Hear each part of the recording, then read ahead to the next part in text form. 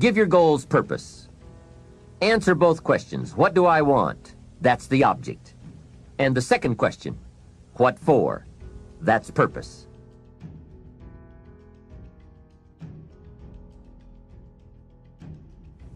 I'm certain that part of the reason why people let goal setting slide is because it is a lot of work. As I said, you'll be constantly revising your lists of short-range and long-range goals, rearranging them, refining them, redesigning them, establishing different priorities, adding new goals, perhaps deleting others. It's interesting that so many people work hard on their jobs, but they don't work hard on their futures. They let that slide. Some people live such mediocre lives that at the end of the day, they don't know whether they're winning or losing. They just go through life with their fingers crossed. I know most people don't make definite plans, but don't let that be you. The guy says, well, you work where I work, but the time you get home, it's late. You've got to have a bite to eat, watch a little TV, and get to bed. You can't sit up half of the night and plan. And this is the guy who's behind on his car note. He's a good worker, hard worker, sincere. But I've discovered that you can be sincere and work hard all your life and wind up broke and embarrassed. You've got to be better than a good worker. You've got to be a good planner, a good goal setter. You've heard the old saying, the people who fail to plan are planning to fail. It's true. So work on your plans. Put yourself in the top few percent who put this power to work for themselves. Writing your goals down also shows you are serious. And to do better, you must get serious. You don't have to be grim, but you do have to be serious. Hey, everybody hopes things will get better, but remember, the future does not get better by hope. It gets better by plan. And hope unaided by clear plans can finally become an illness. There's a Bible phrase that says, hope long delayed makes the heart sick. It's a sickness. I used to have the illness known as passive hope. It's bad. And there's one that is even worse, and that is called happy hope. That is really bad.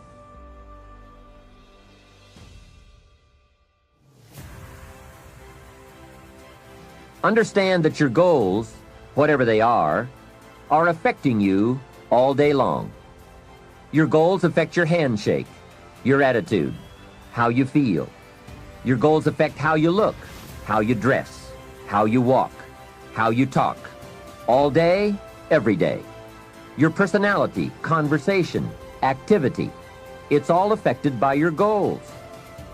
I asked a man one time, what are your goals for this month? And he said, if I could just scrape up enough money to pay these lousy bills. That was his goal. Hey, I'm not saying it isn't a goal. It is, but it's such a poor goal. It certainly isn't inspiring. You don't jump out of bed on Monday morning and say, oh boy, another chance to go out and scrape up the money to pay these lousy bills. The point is that goals should be fun. They should be big, challenging, rewarding. They should allow you to grow. Remember, too, that the major purpose of having a goal is not just to acquire the goal. The major reason for setting goals is to compel yourself to become the person it takes to achieve them. In other words, attaining the goal is of secondary importance. What's far more important is what you become in the pursuit of it. The greatest value in becoming a millionaire, for example, is not the $1 million. The greatest value is the skills, the knowledge, the discipline, and the leadership qualities you acquired in becoming a millionaire. It's the experience you acquired in planning, development, strategy. It's other qualities you acquired, such as courage, commitment, and willpower, to attract $1 million. You could lose everything you attained, but you could not lose the skills, knowledge, and experience you have obtained. Even better than having is being.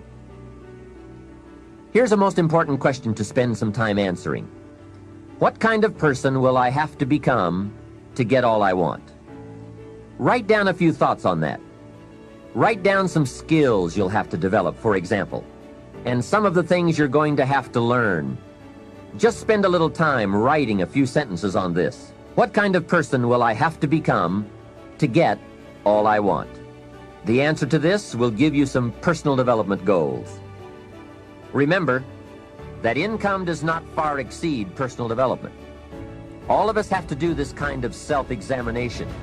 I have to look at my own life and say, well, here's what I want, but am I willing to become what it takes to get what I want? If I'm too lazy, if I don't want to learn, read, study, and grow to become that kind of person, then I cannot attract what I want. Now, either I have to change my wants, or I have to change myself. Here are a few more key points I'd like to share with you on goals and designing your future.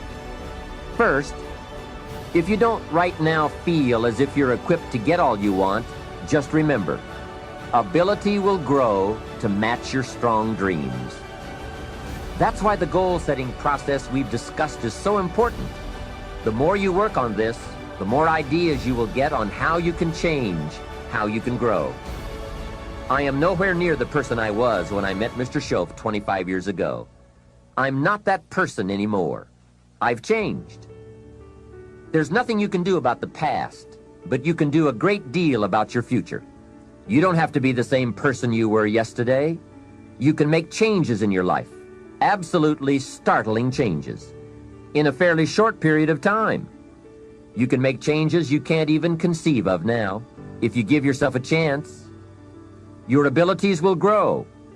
You have untapped talents and potential that you haven't even reached for yet. And as time goes on, you'll be able to reach deeper and deeper. The first thing you'll know, you'll be able to do things you never thought you could do. You'll be able to handle things you never thought you could handle. You'll have ideas that you've never had before. All of this is sparked by the goal-setting process. When you know what you want, and you want it badly enough, the answers will come to you. I can't tell you why it works. All I know is, it works. Give yourself a chance to become all you can become and to accomplish all you can accomplish. Let me give you a Bible philosophy that teaches how to get whatever you want. Here's what it says: ask. That's it. Ask. Of all the important skills to learn in life, be sure to include the skill of asking. What does ask mean? Ask means, what do you want? And the complete formula is staggering. It says ask, and you will receive. Hey, we ought to look into that. The man says, yes, but you work where I work. By the time you struggle home, it's late. You've got to get a bite to eat, watch a little TV, and get to bed. You can't sit up half the night and ask. And this guy is behind on his bills. He's a good worker, hard worker, sincere, but you've got to do better than work hard and be sincere all of your life. You'll wind up broke and embarrassed. You've got to be better than a good worker. You've got to be a good asker. Let me give you some key points on this asking and receiving, setting goals. Here's part of the philosophy that helped me to change. First, asking starts the receiving. Asking is like pushing a button, and all this machinery starts. Emotional machinery. I don't even know how it works, but I do know it works. There are a lot of things you don't need to know how they work. Just work them. Some people are always studying the roots. Others are picking the fruit. It all depends on what end of it you want in on. So asking is the beginning of receiving. Second, receiving is not the problem. You don't have to work on receiving. It's automatic. So if receiving is not the problem, what is the problem? It's failing to ask. The man says, I see it now. I got up every day this year and hit it hard, but nowhere in my house is there a list of what I want from my life. Can you see? Good worker, poor asker. Third, receiving is like the ocean. There's plenty, especially in this country. It's like an ocean here. Here, success is not in short supply. It isn't rationed so that when you step up to the window, it's all gone. No, no. Well, if that's true, what is the problem? Well, the problem is some people go to the ocean with a teaspoon. Have you got the picture? A teaspoon. What I suggest you do in view of the size of the ocean is trade your teaspoon for at least a bucket. And you will look better at the ocean with a bucket. Kids won't make fun of you. Now, here's something else to remember about asking. There are two ways to ask. One is ask with intelligence. It didn't say ask intelligently, but I'm sure it meant that. Don't mumble. You won't get anything by mumbling. Be clear, be specific. Intelligent asking means how high, how long, how much, when, what size, what model, what color. Describe what you want. Define it. Remember, well-defined goals are like magnets. The better you define them, the stronger they pull. And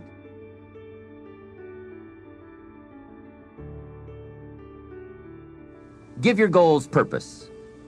Answer both questions. What do I want? That's the object. And the second question, what for? That's purpose. Purpose is stronger than object. What you want is powerful and it will pull, but what you want it for is more powerful.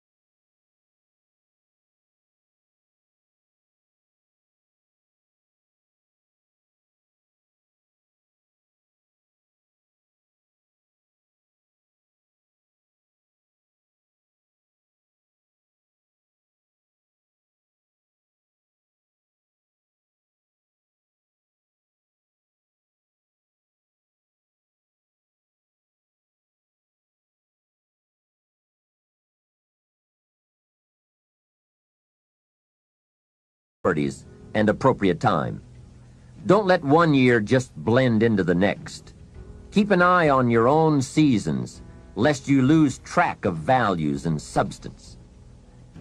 Part of setting priorities is learning to separate major activities from minor activities.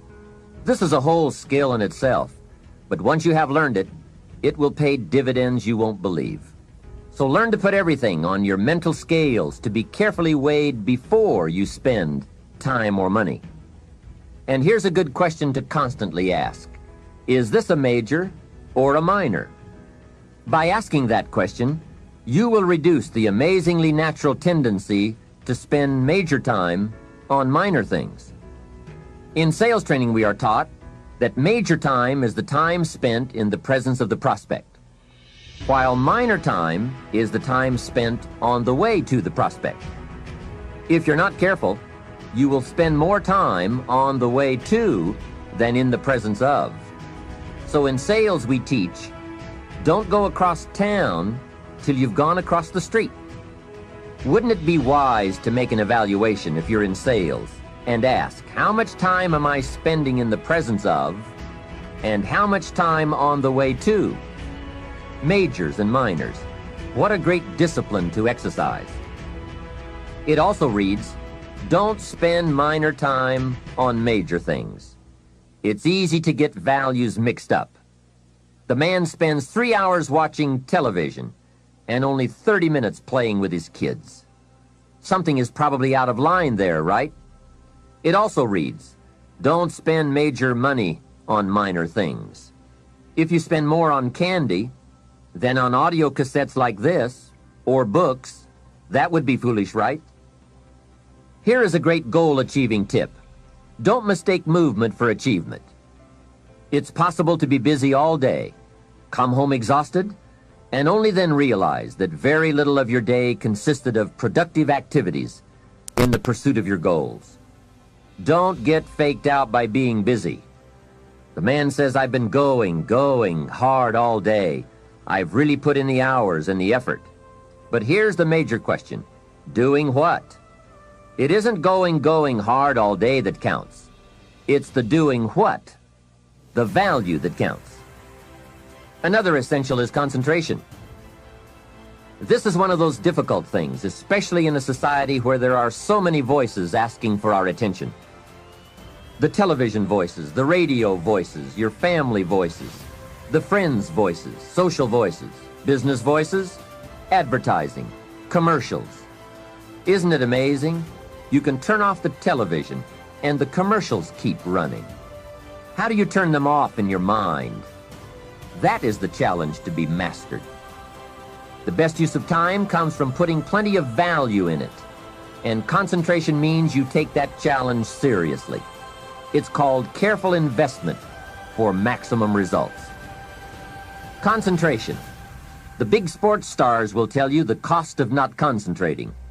Just a little slip of concentration, and they put one by your feet. And there goes first place, and maybe the big money. So writing a letter, concentrate. Making a call, having a conversation. Trying to solve a problem, concentrate. You won't believe the effect this will have on your life. Now, there is a time to let your mind wander, but it's a time you designate specifically for that purpose. At that appointed time, you can go off for that walk on the beach, or that drive to the mountains, away from business. Let the breezes blow and your mind soar. Do some dreaming. That's healthy. But do it at that pre-planned time. At all other tasks, concentrate. Another aspect of managing goals and time is constant review. There's just no way to keep on target with your priorities without this. Whether it's business goals, personal goals, family goals, or investment goals, they must all be reviewed to see if you are on track, which is all the more reason for writing them down. Careful goal setting could be the time management answer you've been looking for. Goals well defined and well described and well thought out make us look carefully at the time we have and how to get the most from it to make all of our dreams come true. The answers to do better come from the necessity to do better. You will undoubtedly be amazed at the ideas you can come up with for the use of your time when goals and purpose have you stimulated to the maximum. Now there is a last main point to consider.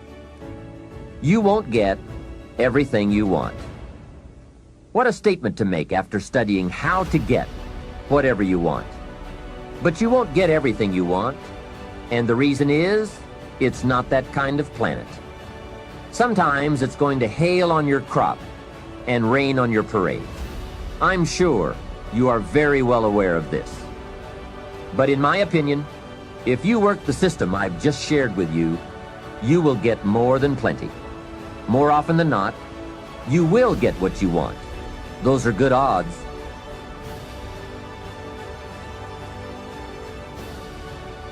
Some of the best advice Mr. Schoaf gave me in those early years was why and how to study.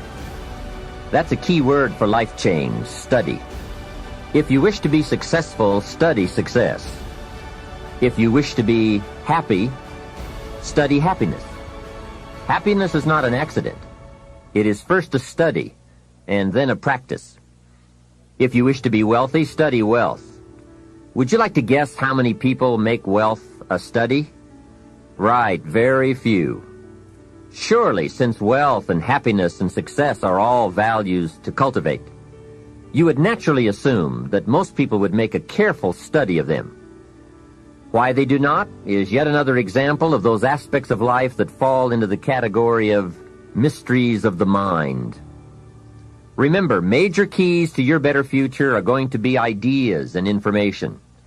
If we have any lack, it is not because we lack money or opportunity or resources. It is because we lack ideas that have taken form from information. Many years ago, I learned that some of the best advice ever given comes from the Bible. There's a phrase in that amazing book that says, "If you search, you will find." So that is the way to discover ideas and life-changing information. Search. In order to find, you must search. You must go to the seminars and to the training classes. You must listen to the cassette programs that can give you breakthrough ideas. You must go and engage in conversations with people of substance. You must go looking, go searching. Rarely does a good idea interrupt you. And as you make a diligent search, you will find just the ideas you need. Now, here is the next key word in the process of seeking information that can change your life, and that word is capture.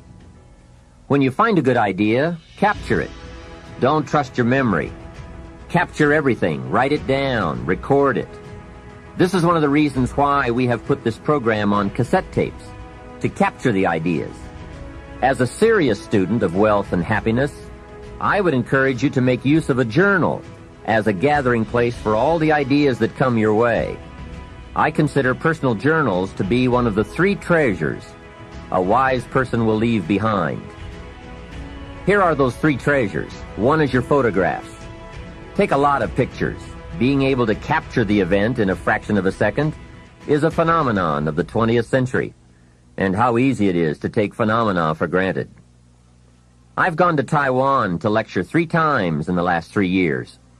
On my last trip, there were about 1,000 people in attendance for a weekend seminar. Now, if there were 1,000 people in the room, guess how many cameras were also in the room? Right, 1,000. Everyone brings a camera to capture all the events and the people, new friends, new experiences. I spend a big part of my time having my picture taken with everyone. Have you ever looked at the pictures a couple of generations back? Unfortunately, there are only a handful. But wouldn't it be great if there were hundreds of pictures to tell the whole story? So make sure you leave behind your whole story in your treasure of pictures. The next treasure to leave behind is your library. All the books you have chosen. Books well read, well underlined, with notes and observations and reflections you have written in the margins. The books that have helped shape your philosophy and the values of your life. That is a treasure, your library. And your listening library, too. All these terrific cassettes. They are a treasure. The third treasure to leave behind is perhaps the most important. And that is your journals, containing all the ideas you have captured in your lifetime.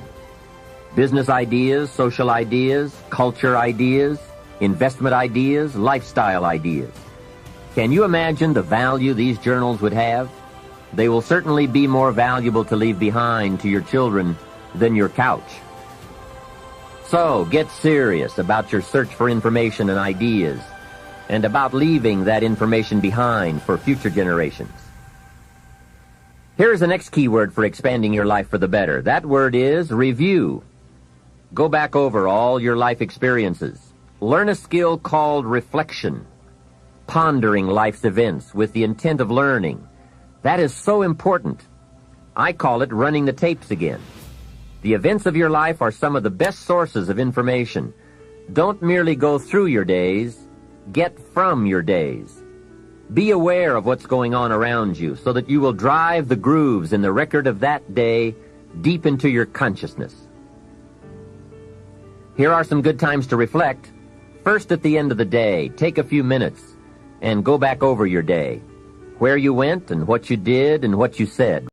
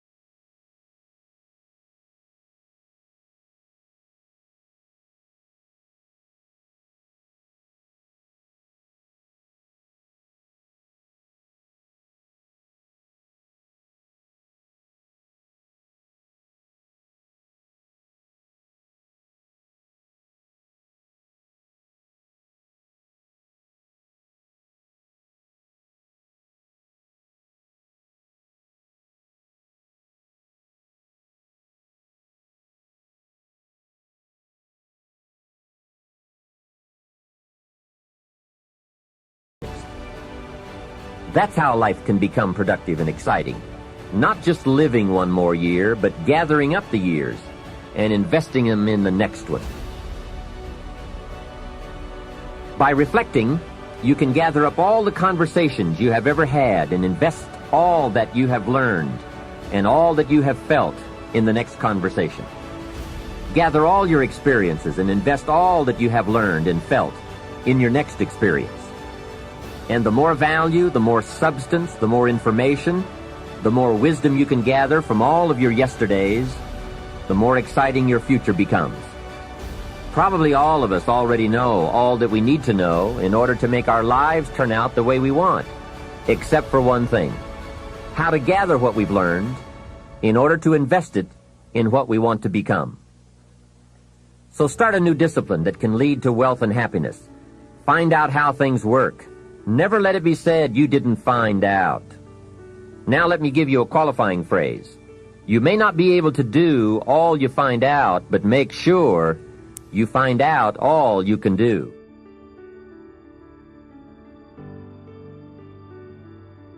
Become a good student of your own life. It's the information you are most familiar with and feel the strongest about. So make your own life one of your most important studies. And in studying your own life, be sure to study the negative as well as the positive, your failures as well as your successes. Our so-called failures serve us well when they teach us valuable information. They're frequently better teachers than our successes. One of the ways we learn how to do something right is simply by doing it wrong. Doing it wrong is a great school for learning. Now I would suggest that you not take too long. If you've done it wrong for 10 years, I wouldn't suggest another 10. But what a close at hand and emotionally impactful way to learn from your own experiences. When I met Mr. Schoaf, I had been working 6 years. I started when I was 19, and when I met him, I was 25. He said to me, "Mr. Rohn, you have been working now for 6 years. How are you doing?" I said, "Not very well."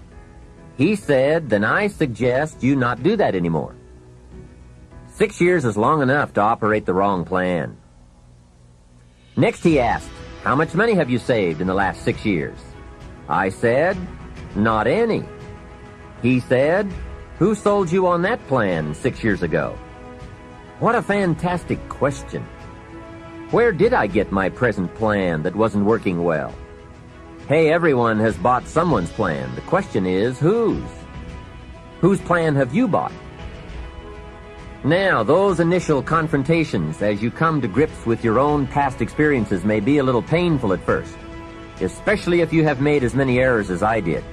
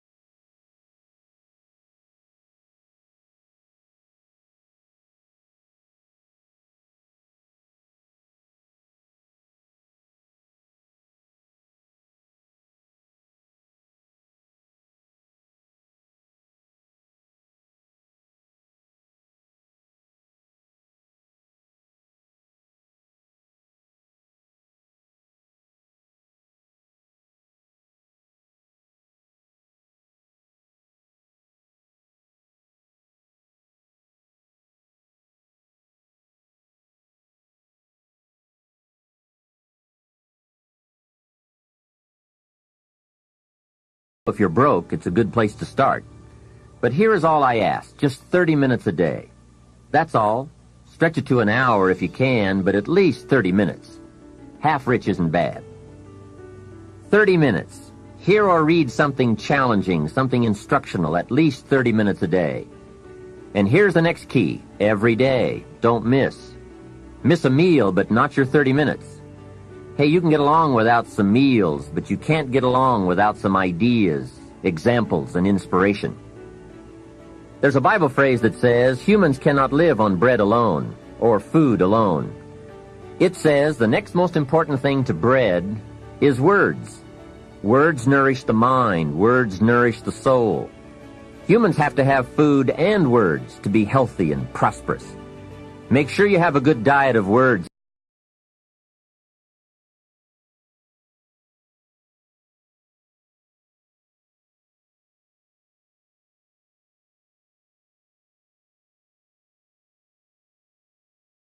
On mental candy.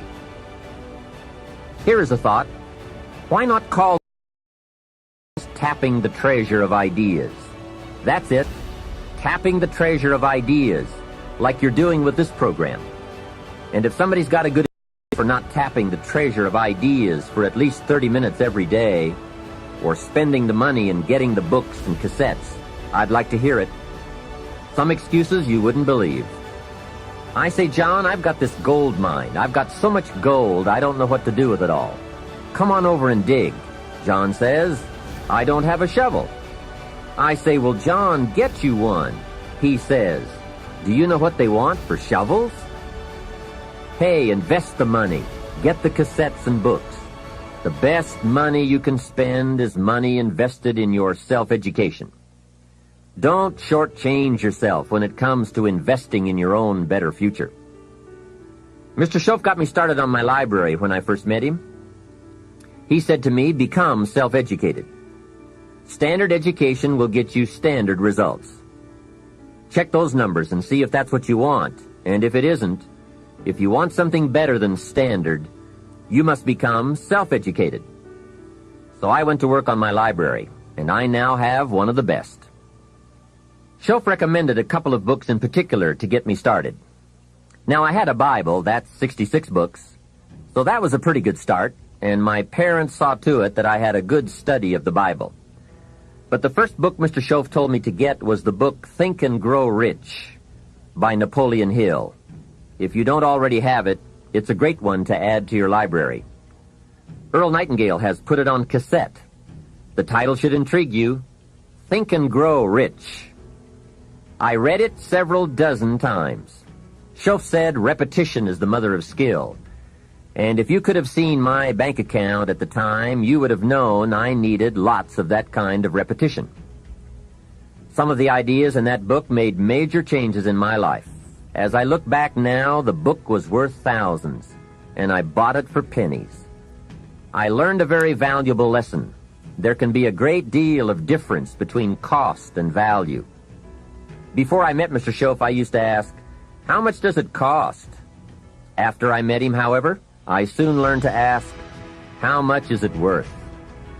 I started basing my life on worth instead of cost, and everything changed. So that was one book he recommended, Think and Grow Rich. The next book he recommended I get was a book on nutrition. Schoaf said, study nutrition. Vitality plays an important part in doing well. Some people don't do well because they don't feel well. It's not that they're not intelligent. It's that they're ill. They don't have the fire and the vitality to do well. So he really got on me about nutrition. Now, some of those health books are a bit weird, but you can separate out the weird stuff. There are cassettes on nutrition, too. Remember, don't be a follower. Be a student. Someone says, I read this book. Should I follow? And the answer is no. Read at least 2 books and make up your own mind. Don't be a follower. Be a student.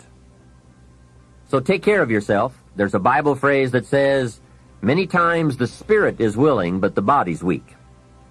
So you have to work on both. You wake up in the morning and the mind says, let's go get 'em. And the body says, I can't even get out of bed. So work on your health. A person's library of books and cassettes reveals his or her most dominant desires. It's interesting to walk into someone's house and browse through the library. What does your library say about you? So read all the books. Now here's good news. You don't have to read them all at once.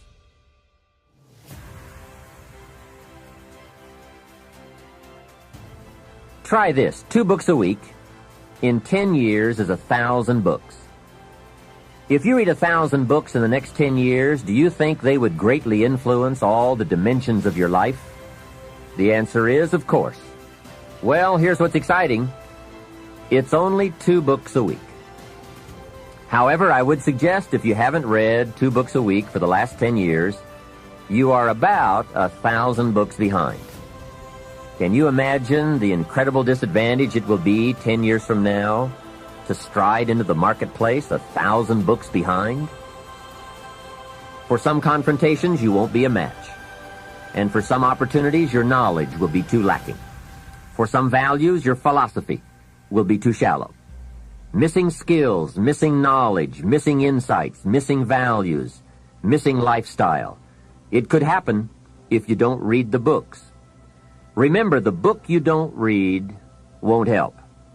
You can't read too many books, but you can read too few. Now, the next way to learn from others is to listen. Become a great listener. Get around successful people and listen. Listen to what they say, and listen to how they say it. There is something to be said for style as well as content. And never has listening to successful people been easier or less costly than it is today. With cassettes like the one you're listening to now, you can own cassette programs by and about the most successful people in any field. And you can listen to their ideas while you do something else. While driving your car, exercising, getting dressed in the morning, anytime. Listen over and over again until their ideas become your ideas, their inspiration, your inspiration. A lot of the books you're anxious to read, such as Think and Grow Rich, have been condensed and narrated on cassette. Your cassette library of great authors and ideas can be the investment with the greatest return of all. Great cassettes will do more than teach you great ideas. They'll also remind you of the important things you already know but sometimes forget. They'll lift your spirit. They'll keep your mind on what's important, on your goal and how you can achieve it. And what a modest investment for the seeds of fortune.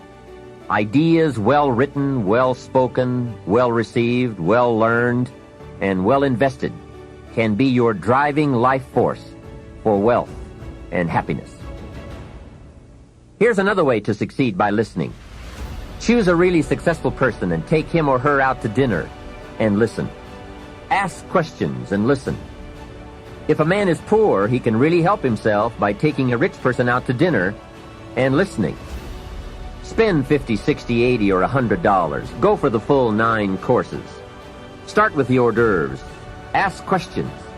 The salad takes 15 minutes. Keep the conversation going. The biggest steak in town takes 45 minutes. Keep it rolling. Ask more questions. Pour on the dessert. Stretch the meal about 2 hours.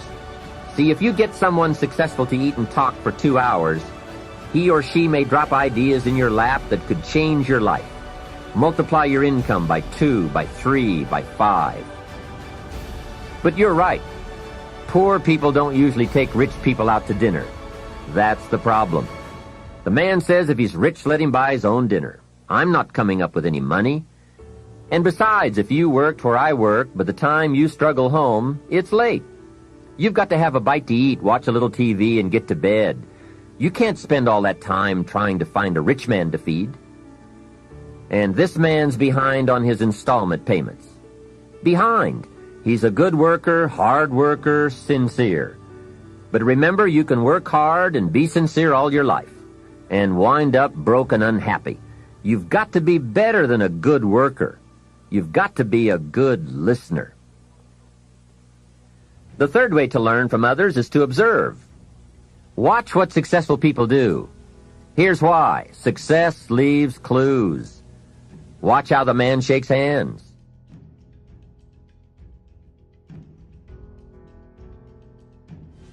Pursue it with high expectations. Spend the money and time and the effort. They're all investments, time, effort, and money. But the payoff is so great, it's hard to compare the cost to the reward. First is the money, and it does take some money. I have a great suggestion for the cassettes and the books and the lectures, the seminars and the videos you need for a constant flow of ideas and inspiration. Set up an educational fund. Take a portion of your income each month and set it aside to invest in all the means of the search for knowledge. Remember, the best money spent is the money spent to cultivate the genius of your own mind and spirit. Make sure you don't spend more for accommodation than you do for education. The money, small price. The promise, unlimited potential. Next is the time. That is a valuable expenditure. I understand that.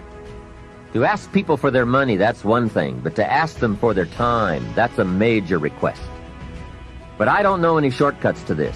It takes time, precious time. The time you spend is that much less time you have to spend. You can get more money, but you can't get more time. However, life has a unique way of rewarding high investment with high return. This major investment you're making now, listening, could be that small fine-tuning you need for major accomplishment. And last, the investment in effort. There is a great deal of difference in casual listening and serious listening. Listening to know, listening to learn, listening that opens up the whole mental and spiritual process is truly an investment in effort. Bringing heavy attention to bear, that takes effort. A mental rifle shot to strike the idea target. That takes a great deal of concentrated effort. However, this effort, high-gear mental machinery, is the effort investment that opens the floodgates where ideas can work their magic for you in the marketplace.